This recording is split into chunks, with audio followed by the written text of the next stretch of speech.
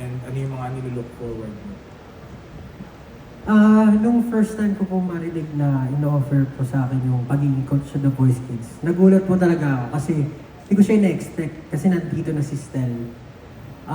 Pero for me, parang sobrang interested din po ako sa kanya kasi nasa point in life ako na gusto ko talagang ibahagi yung knowledge na natutunan ko, especially sa pag-perform with these guys for almost like 7 years na ata po. And mahilig din po ako mag-produce. So, it felt like right opportunity siya for me. Kaya talagang nung sinabi sa akin na gusto mo bang maging coach sa The Voice Kids, sabi ko, parang nag-isipan ko na saglit.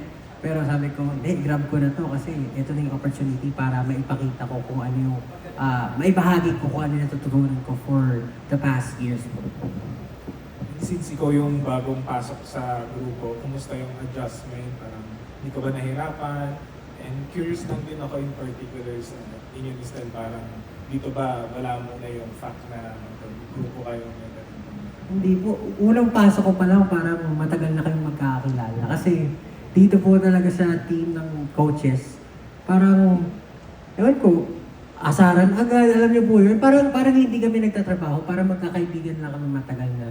Tapos si Julie naman, syempre sister kasama ko lagi, minsan nakakasawa na nga, pero ayos lang din. Same lang naman din. Pero ayun po, yung nakatrabaho ko na rin po si Miss Julie, po, at si Kuya Billy, yung mga hobbies din namin magkakapareha. So madali talaga kami nakapag-connect sa bawat isa.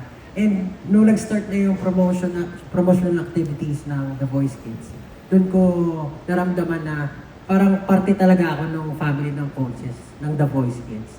So nagpapasalamat din ako doon kasi nakakapagtanong din ako sa kanila, ano yung experience niyo sa The Voice Kids? Paano ba? Kasi especially kids nga to. Kids yung mga i-handle namin.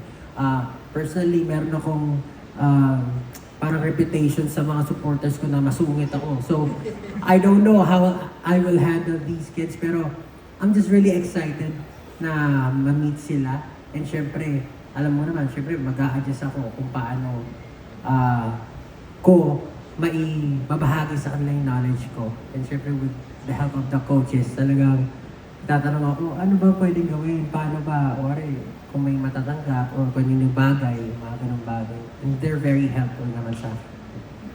Kasi yung sa inyo parang do you try to set aside